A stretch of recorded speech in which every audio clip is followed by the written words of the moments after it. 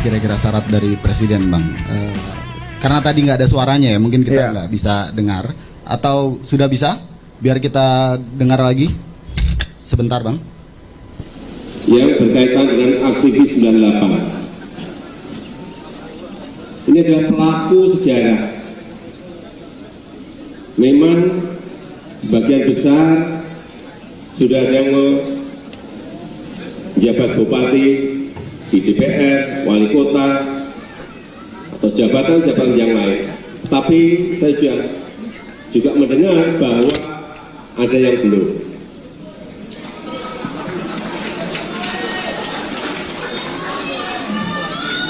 Saya lihat di menteri belum.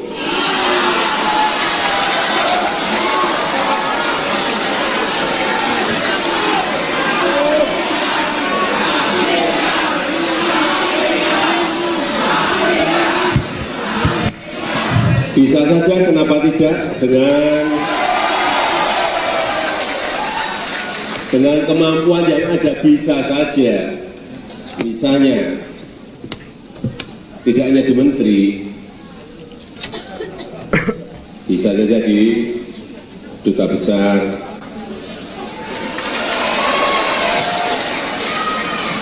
bisa saja di BUMN, tetapi sekali saya selalu melihat bahwa yang bersangkutan memang memiliki kapasitas, memiliki syarat-syarat yang sering saya sampaikan. Memiliki kapasitas, memiliki syarat-syarat. Dalam pandangan Abang, kriteria itu bisa dipenuhi sama teman-teman? Kalau kapasitas pendidikan dan sebagainya, saya pikir itu standar ya. Apa ya, menyelesaikan sarjana dan sebagainya, dan menurut saya itu sangat standar. Kemampuan yang lain, menurut saya juga teman-teman yang kita sampaikan namanya ke Pak Presiden bisa diandalkan.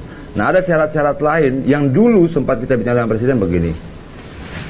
BUMN itu kan tersebar di seluruh Indonesia. Di Aceh ada, Sumatera Utara ada, Sumatera Selatan ada, Jambi ada, Jawa Barat, Kalimantan, Sulawesi, Maluku, dan banyak sekali. Dulu Presiden pernah berbicara pada kita, pertama bisa tidak Mas Adian, yang duduk di posisi komisaris ini, mereka putra daerah dari tempat atau tempat BUMN itu berada. Contohnya misalnya begini, kalau misalnya kemudian di BUMN Aceh, bisa tidak orang Aceh sendiri, di Jambi, Kalimantan, dan sebagainya. Itu yang dulu sempat dibicarakan dengan Presiden, dan Presiden minta nama tahun 2014, dan itu kita lakukan. 2014 itu kita ada sekitar mungkin 12 atau 13 provinsi tersebar. Nah, itu juga yang kemudian menjadi dasar kita menyusun nama-nama.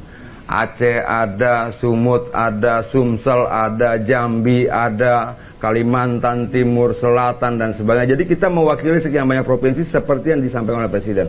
Kenapa begitu? Pertama, persoalan putra daerah. Nah, terus kedua kan ada hitungannya. Hitungannya itu begini. Ini kesimpulan saya ketika berbicara pada Presiden, hitungnya begini. Banyak BUMN di Aceh, Sumatera Utara, Sulawesi Selatan, Sulawesi Tenggara, dan tempat-tempat lain, Kalimantan dan sebagainya. Perusahaannya di sana, tapi komisarisnya di Jakarta. Itu loh. Bisa nggak sih kita buat misalnya perusahaannya di sana, komisarisnya putra daerah sana, dan tinggalnya juga di sana. Kira-kira seperti itu. Kenapa ini menjadi penting? Nanti kita akan bicara tentang berapa sih jumlah total komisaris dan direksi di BUMN. Tapi kira-kira begini, kenapa ini menjadi penting? Andaikan kemudian ada 2.000 orang komisaris, misalnya, yang kemudian tersebar dari Aceh, Kalimantan, Sumatera, Bali, dan sebagainya. Mereka bekerja sebagai komisaris di BUMN itu, tapi semuanya tinggal di Jakarta. Kalau kemudian 1 bulan setiap komisaris rapat komisaris, itu 4 kali dengan asumsi 1 kali 1 minggu, dan setiap bulan menghabiskan per orang untuk tiket pulang pergi dan sebagainya 20 juta saja, kali 2.000 berapa? 40 miliar tiap bulan. Artinya yang saya tangkap dari apa yang disampaikan Presiden itu sangat masuk akal. Sangat masuk akal. Ini bukan persoalan bagaimana melakukan pengawasan yang melekat ya, tetapi juga bagaimana menghemat anggaran. Bagaimana kemudian menghargai BUMN itu di sana, putra daerahnya kita tempatkan. Nah, itu yang kemudian diminta Presiden 2014 dan tetap menjadi dasar kita untuk mengatur komposisi. Jadi jangan dikatakan bahwa nama-nama yang kita sampaikan itu semuanya di Jakarta, tidak. Ada yang di Aceh, Sumatera Utara, Jambi, Kalimantan dan sebagainya. Selain itu Presiden minta beberapa nama dulu yang masih muda. Makanya ada kemudian salah satu orang komisaris kita 2014 itu yang umurnya setahu saya belum genap 30 tahun saat itu. Tapi nggak viral tuh. Apa? Tapi nggak viral. Tidak viral, kita tidak viralkan. Belum genap 30 tahun di salah satu perusahaan ada dua orang setahu saya. Nah, luar biasanya orang tua dari komisaris muda kita ini itu cuma setahu saya apa itu? Apa? Pendereh karet itu yang ngambil getah karet itu. Itu loh. Pengumpul. Ya, pengumpul getah karet segala macam. Dan menurut saya itu no problem. Kenapa no problem? Karena secara syarat pendidikan tercukupi. Dia alumni Universitas Mula Warman, kemampuan. Nah, itu yang kita lakukan. Sampai saat ini pun yang nama-nama diminta Presiden, itu pun kita lakukan. Dan abang percaya bahwa Presiden nggak basa-basi gitu kan? Bisa jadi kita kadang mungkin karena nggak enak dia basa-basi saja untuk menawarkan apa segala macam. Saya kenal Presiden Jokowi dari 2011, kalau tidak salah 2011 ya. Sejak dia wali kota, kita berjuang sama-sama untuk gubernur, pilpres pertama, pilpres kedua. Ada banyak peristiwa, ada banyak obrolan saya dengan Presiden yang kemudian dia realisasikan. Beberapa misalnya ketika kita minta agar Eva Susanti Bande dibebaskan, diberikan gerasi. Itu dalam waktu 4 bulan, betul dibebaskan, diberikan gerasi. Itu mungkin gerasi pertama yang diberikan Presiden ketika dia menjabat sebagai Presiden. Yang kita bicara juga tentang bagaimana melepaskan Tapol-Napol Papua, dan itu dilakukan oleh Presiden. Kita pernah bertemu di NTT, kita minta agar Presiden bertindak untuk menangkap pelaku yang terlibat dengan human trafficking. Kalau tidak salah nama korbannya saat itu Yufrida Selan. Dan saat itu di bandara Presiden langsung telepon Kapolri dan minta kalau kemudian terlibat dengan negara lain, kita libatkan Panglima untuk ikut membuat tim mengusut. Luar biasa menurut saya.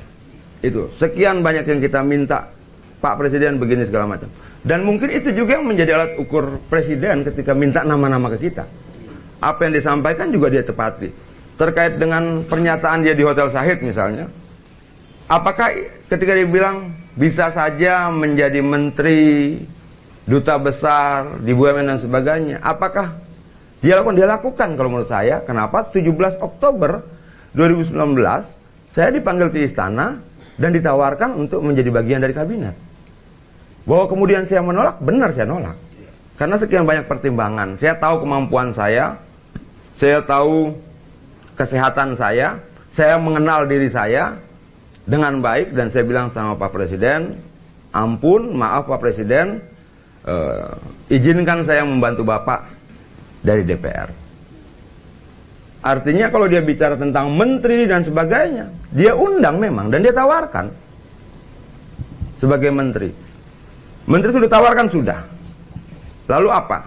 Komisaris BUMN. Dan saya percaya Presiden Jokowi tidak akan mengingkari itu. Tanggal 12 Juni ketika saya ke istana, 12 Juni 2020 bulan lalu, sempat terjadi tentang pembicaraan itu, dan Presiden bilang, loh belum masuk Mas Adian. Belum Pak Presiden. Kenapa? Nggak tahu saya. Kata Presiden seperti itu. Lalu ini soal data dubes dan komisaris itu. Iya. Lalu dia tanya, memang nama-namanya sudah diberikan? Loh sudah dong Pak Presiden. Sudah lama, sudah sekian lama. Oh iya ya. Ke Pak Mensesnek sudah? Sudah Pak Presiden. Nanti sore saya tanya Pak Erick Thohir.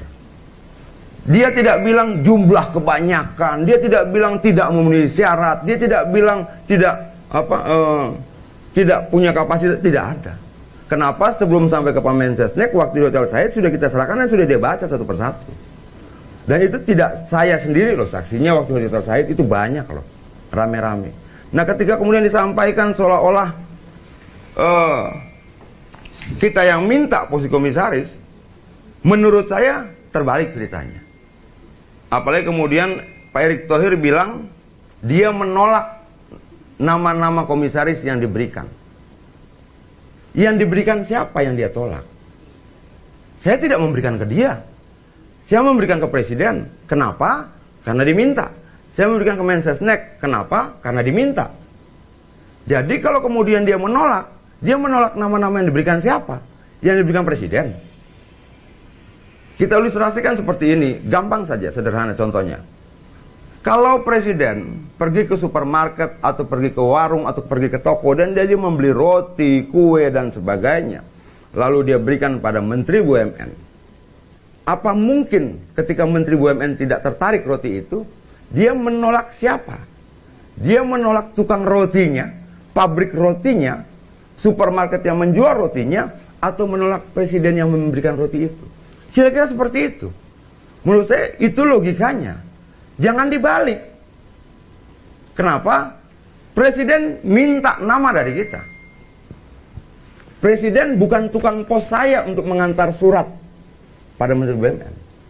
Kalau dia bilang, Menteri BUMN katakan bahwa dia menolak nama-nama dari kita, secara tidak langsung, posisi presiden apa? Pengantar surat? Atau apa? Nah, itu harus dijelaskan. Iya, ada satu hal terkait dengan pertemuan Bang Adian dengan Pak Presiden misalnya. Dalam majalah Tempo seperti tadi Bang Adian cerita soal wawancara tadi kan, motivasinya ada dari majalah Tempo salah satunya. Kenapa kita bincang santai hari ini? Nah, di majalah Tempo disebutkan bahwa memang benar Pak Erick Thohir dipanggil oleh Pak Presiden, tapi tidak bicara soal apa yang pertemuan Bang Adian sebelumnya. Nah, kira-kira bagaimana tuh Bang? Nggak gimana-gimana. Yang jelas bahwa ketika Presiden sampaikan nanti sore saya akan panggil Pak Erick Thohir untuk tanyakan itu, betul tidak Erick Thohir datang? Menurut Pak Erick Thohir datang kok. Ya, di Tempo dia. Dia sama dia saya datang, tapi tidak bicara sama Adian. Saya tidak mau tahu apa yang dibicarakan. Yang jelas apa yang Pak Presiden sampaikan akan memanggil Pak Erick Thohir sore itu memang terjadi. Artinya memang dalam pertemuan terakhir di bulan Juni ya Bang. Di bulan Juni itu tidak ada tuh perintah presiden bahwa sudah Bang Adian dilupakan saja. Nggak ada. Jangan Nggak bikin ada. gaduh atau Ya, Pak Presiden tidak bilang Pak Mas Adian nama-namanya kita tolak semua, Mas Adian terlalu banyak, Mas Adian tidak memenuhi syarat, Mas Adian nggak ada. Nggak ada apapun yang disampaikan seperti itu. Dia justru nanya, memang sudah disampaikan ya Mas Adian nama-namanya sudah Pak Presiden. Ke Pak Mensesnek itu juga sudah. berarti Pak Presiden juga masih ingat ya? Iya, dia ingat, dia tanyakan, kita bicarakan, dan dia tidak bicara apapun tentang kapasitas dan sebagainya. Kenapa? Ini bukan yang pertama kali kok.